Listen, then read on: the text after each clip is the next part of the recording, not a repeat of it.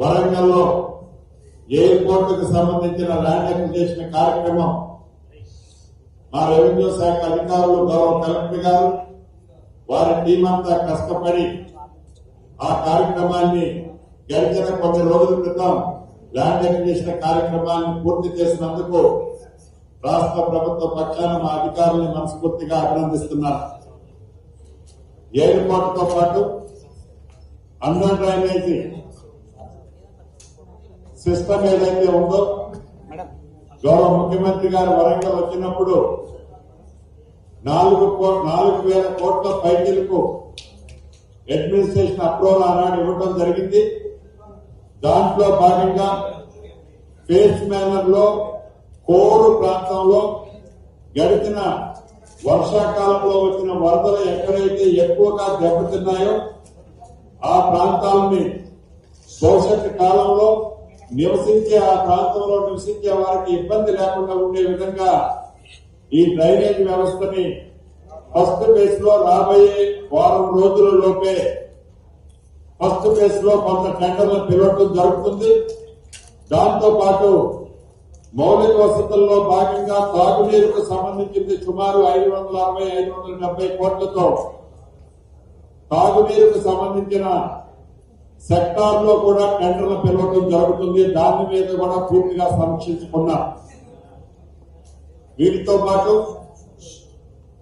ఏదైతే వరంగల్ పట్టణంలో ఒక అద్భుతమైన హాస్పిటల్ పూర్తి చేసి ఈ వరంగల్ ప్రాంతంలో ఉన్న ప్రజలకే కాకుండా ఈ పరిసర ప్రాంతాల్లో ఉండే జిల్లాల్లో ఉండే ప్రజలు హైదరాబాద్ తర్వాత హెల్త్ హబ్ గా వరంగల్ ఉన్న సంగతి మనకు తెలియదు కాదు.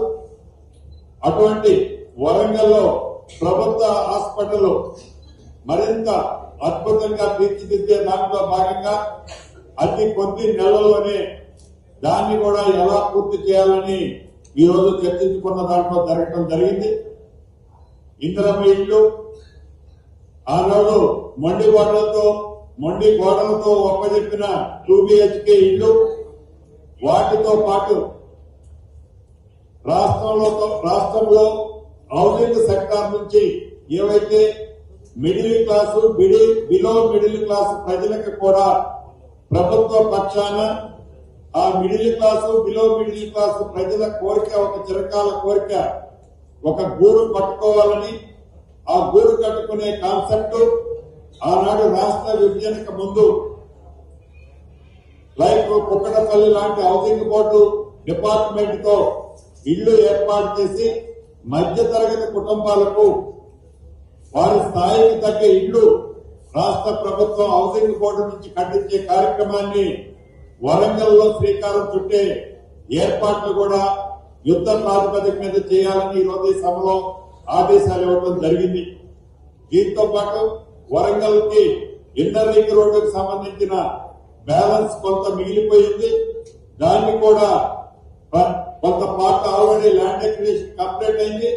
రిమైనింగ్ బ్యాలెన్స్ కూడా కంప్లీట్ చేసే కార్యక్రమాన్ని పూర్తి చేస్తూ అదే రకంగా భద్రకాళి టెంపుల్ కు సంబంధించిన మాడు వీధుల పని గతంలో వర్షాకాలం వర్షాలు రావడం వల్ల ఆ భద్రకాళి ట్యాంక్ లో డీసిలిటైజేషన్ కానీ ఆ టెంపుల్ మాడు వీధులతో పాటు ఆ టెంపుల్ ని పునరుద్ధరించే దాంట్లో భాగంగా కొన్ని పనులు పెండింగ్ ఆగిపోయాయి.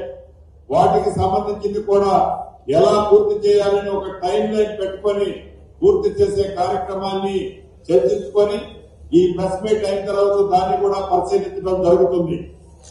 మొత్తం మీద వరంగల్ ని హైదరాబాద్ తర్వాత నెక్స్ట్ క్యాపిటల్ గా ఏ దృష్టితో ఈ ప్రభుత్వం చూస్తుందో అదే రకంలో వరంగల్ పట్టణానికి అన్ని మౌలిక వసతులు కల్పించాలి. అన్ని రకాలుగా వరంగల్ ని అభివృద్ధి చేయాలి. అన్ని సెక్టార్ని ఇక్కడికి తీసుకురావాలి. ఆనాడు మధ్యలో వదిలేసిన కాకతీయ టెక్స్టైల్ పార్కులు కూడా వరదలు వచ్చినప్పుడు అది ముప్పుకి గురైతుంది. దాన్ని కూడా రివైవ్ చేసే దాన్ని కూడా చాలా క్షుణ్ణంగా ఈ రోజు డిస్కస్ చేసి దాన్ని కూడా ఆదేశాలు ఇవ్వడం జరిగింది. ఇలా మొన్న వర్షాలకి గౌరవ ముఖ్యమంత్రి గారు వచ్చినప్పుడు ఏవైతే వరంగల్ పట్టణంలో డ్రైనేజీ వ్యవస్థతో పాటు నాలాలని రిటైనింగ్ వాల్స్ డిశ్చార్జ్ కెపాసిటీ రోడ్ల దగ్గర ఉన్న కల్వర్టుకు లేని కారణంగా వాటర్ హెడప్ అయి అనేక ఇళ్లు చాలా 4 నుంచి 5 మీటర్లు మునిగాయి. అటువంటి వాటికి సంబంధించిన కల్వర్టులకు సంబంధించిన అంశాన్ని కూడా చర్చించడం జరిగింది. తప్పకుండా ఈ ప్రభుత్వం సంక్షేమంతో పాటు వరంగల్ పట్టణం, వరంగల్ ఉమ్మడి జిల్లాలో అభివృద్ధిలో కూడా ముందంజలో ఉండబోతుంది. గౌరవ పెద్దలు కళ్యాణ్ శ్రీహరి గారు మిగతా మిత్రులు అడిగినట్లు ఒక మంచి క్రికెట్ స్టేడియంతో పాటు ఒక స్పోర్ట్స్ స్కూల్ కూడా ఏర్పాటు చేసే కార్యక్రమానికి కూడా ఎలా చేయాలి అనేది నిర్ణయించే దానికి తగ్గ ఎస్టిమేట్స్ డిపిఆర్ ను కూడా ప్రిపరేషన్ చేయమని కూడా ఆదేశించడం జరిగింది. ఏది ఏమైనా ఈ ప్రభుత్వానికి హైదరాబాద్ తర్వాత నెక్స్ట్ స్థితి వరంగల్ ని డెవలప్ చేసే దాంట్లో నిధులు ఎన్ని ఖర్చు అయినా పారదర్శకంగా ఈ వరంగల్ పట్టణాన్ని, వరంగల్ ఉమ్మడి జిల్లాని ఈ ప్రభుత్వం అధికారంగా ఈ ప్రభుత్వం చేయడానికి సిద్ధంగా ఉన్నదన్నది కూడా వరంగల్ ఉమ్మడి జిల్లా ప్రజలతో పాటు రాష్ట్ర ప్రజలకు తెలియజేస్తూ, ప్రధానంగా ఈ ప్రభుత్వం ఏర్పడక ముందు గౌరవ ముఖ్యమంత్రి రేవంత్ రెడ్డి గారు సీతక్క కాన్స్టిట్యున్సీలోని మేడాలకు సంబంధించిన సమ్మక్క సారలమ్మ దగ్గర నుంచి కార్యక్రమం ఎప్పుడు మొదలు పెట్టేది.